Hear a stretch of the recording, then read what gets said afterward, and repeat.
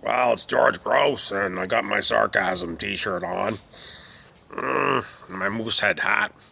Somebody tried to figure out how many people there are here. And one of my compatriots said, not as many as you think. Most people go by things like Wikipedia or the CIA fact book to get their information about about anything, really. And this is what is known as an appeal to authority. In other words, you're looking to an authority figure to tell you something. Now, maybe they committed a census or something and they counted a bunch of people in a bunch of these countries. What's wrong with that?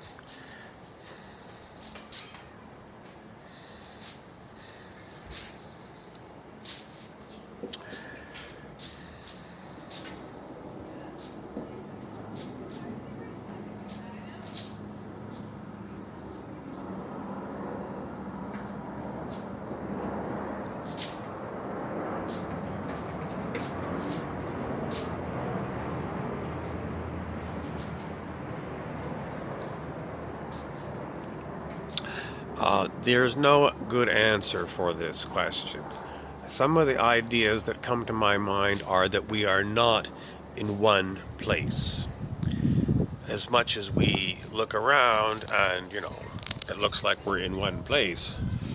But, I have to go back to the egghead scientists that talk about this being a multiverse.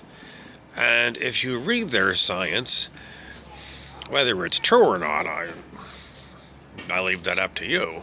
But every time you make a decision, you create, I made the decision to go this way and a decision to go that way. And I created 2 more copies of me. Schrodinger's box. So to say that we're living on one planet called Earth, some people still to this day say it's flat.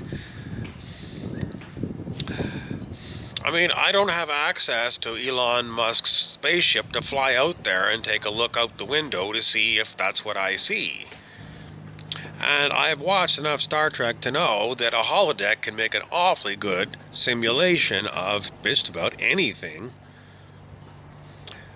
So, I'm more inclined to believe that we live on a holodeck. Why is that? Because when I look at the picture of the sun and the planets that are spinning around the sun, why don't the planets go off in different axes? Why are they all lined up in one tiny plane?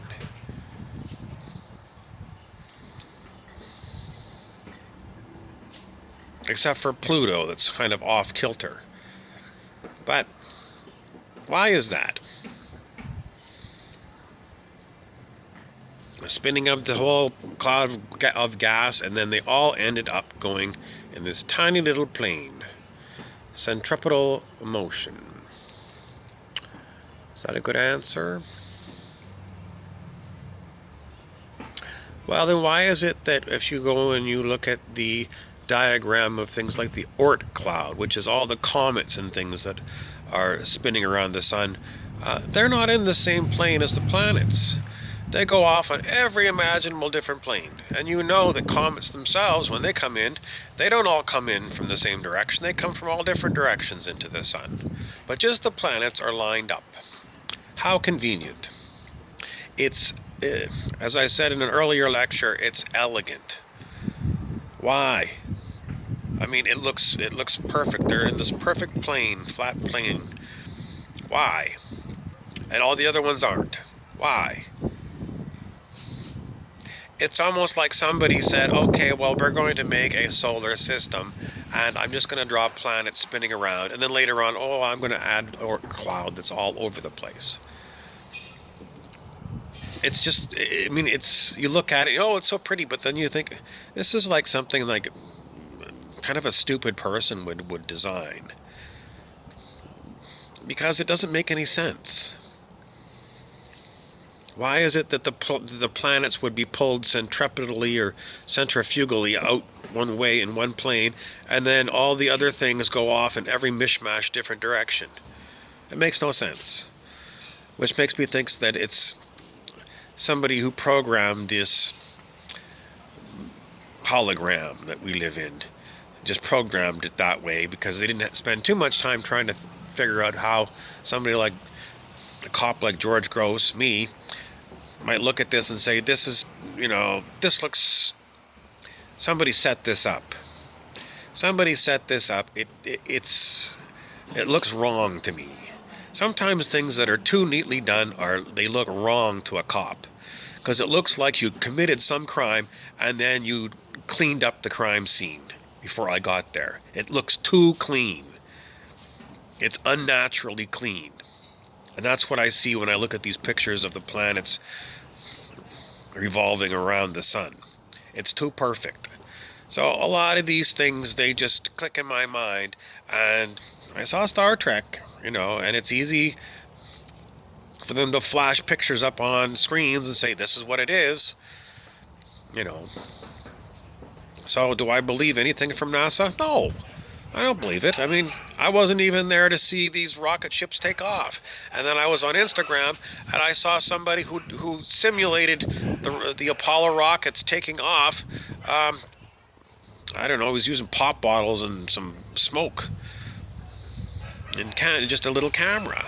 You can simulate these things. Though the big one was this black hole that they put on all the news. It was like, all the astronomers got together with all multiple kinds of telescopes, and they give you this image of this black hole. So we know black holes are true because we got a picture.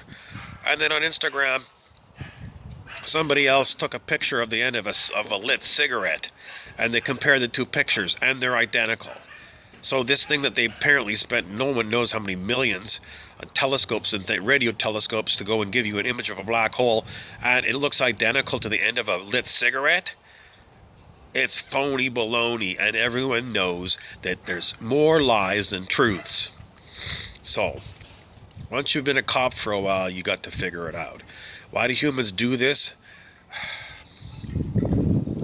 Some of them are just silly, like kids. I mean, they just do it to see what's going to happen. Other ones do it because they're trying to get away with something. I'm George Gross.